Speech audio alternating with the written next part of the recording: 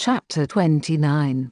Free Energy Genius of T. Henry Murray. In the early 1900s, Dr. T. Henry Murray of Salt Lake City produced his first device to tap energy from the meter frequency oscillations of empty space itself. Eventually Dr. Murray was able to produce a free energy device weighing 60 pounds and producing 50,000 watts of electricity for several hours. Ironically, although he demonstrated his device repeatedly to scientists and engineers, he was unable to obtain funding to develop the device further into a usable power station that would furnish electrical power on a mass scale. As a boy, Murray had been deeply inspired by the greatest electrical genius of all time, Nikola Tesla. His imagination was fired by Tesla's claims to have knowledge of an energy source greater than ordinary electricity and by Tesla's emphasis on frequencies as the stuff of the universe.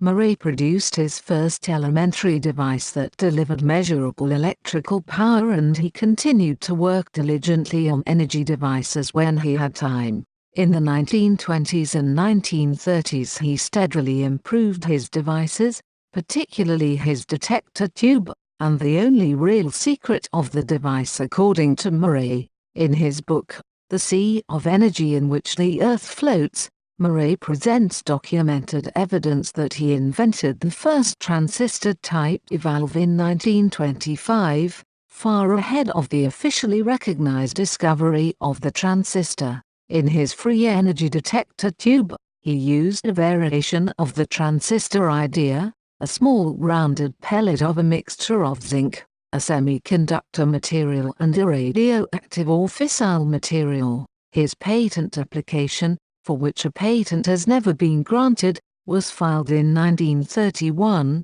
long before the advent of the Bell Laboratories transistor.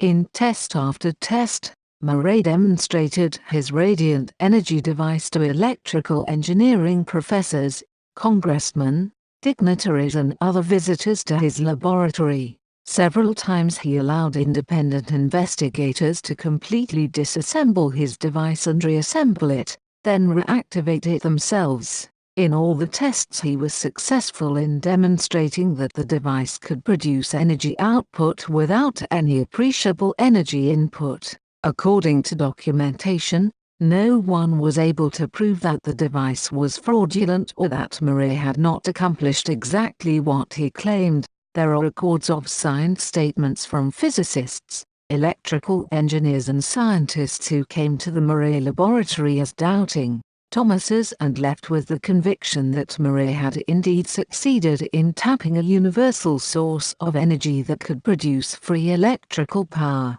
The United States Patent Office refused to grant Murray a patent because his device used a cold cathode in the tubes instead of a heated one as was necessary to obtain electrons. Also it was refused because he failed to identify the source of the energy. The patent has still not been issued to this day, although the Murrays still keep the patent application current. One of Murray's efforts to develop the machine involved an association with the Rural Electrification Agency for a short time before World War II. At that time the REA was supposedly infiltrated by communist sympathizers and high-level officials.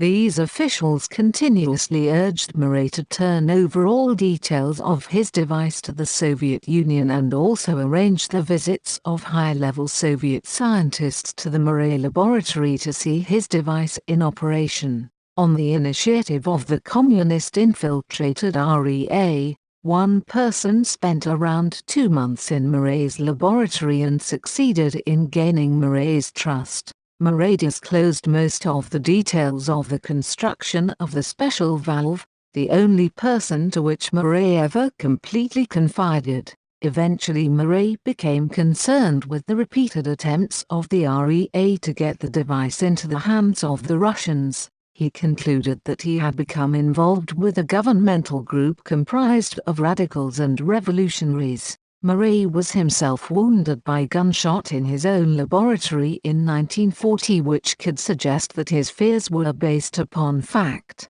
In 1941 he severed his ties with the REA. Murray's basic unit was destroyed by a hammer-wielding witness in 1939, who wanted complete disclosure of the project, its materials and construction, according to his son, John Murray, who has been trying to continue his work. Dr. T. Henry Murray died in 1974. According to John Murray, highly energetic cosmic rays from space are tapped by the machine, which is in subharmonic resonance with this high-frequency energy level, and it converts this energy level into a usable form of electricity. T. Henry Murray envisioned all space filled with tremendously high-frequency vibrations carrying vast and incalculable amounts of pure energy. He envisioned that the dynamic universe was a turbulent source of great energy, just as the ocean waves carry energy throughout the Earth. In Rise of the New World Order, J. McCall Thomas Hayes writes that the technology exists for vehicles to run on liquid hydrogen, the same fuel that powers the space shuttles, derived from the electrolysis of water. When burned in an internal combustion engine, liquid hydrogen burns completely clean, emitting only water vapor from the exhaust pipe with no emissions. David Wilcock tells an interesting tale in his book entitled The Source Field Investigations, about an inventor named Otis Carr who invented the Otis elevator system in the late 1950s and early 60s. Carr studied under Nikola Tesla and was allegedly given the secret to his gravity shielding technology. He observed some interesting things in relation to our reality and said that your brain is there to operate your body. You're in a vessel here. It's an illusionary vessel that people don't realize, because we're creating it in microseconds.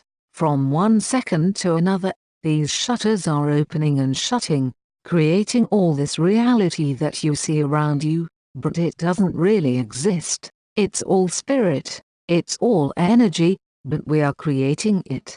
People don't realize that man, in a sense, created time. Time doesn't exist, in essence. It does when we create it, and we have a beginning and an end to something. We call that time.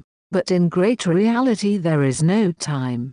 Carr was so ahead of the game that agents working within classified projects swooped upon him in 1961 and wouldn't take no for an answer. They came over with all their bells and whistles and said, "You're shutting down right now," and we asked them why, and they said, "Because of your threat to overthrow the monetary system of the United States." That was their ploy, and they were confiscating everything. They went into the offices and into the lab and they started confiscating everything. Then they debriefed us and told us, in essence, "You guys are wrong. You're attempting to overthrow the monetary system." Dr. Stanton Friedman recently referred to this story and many others where new and advanced technology is being suppressed as a cosmic Watergate.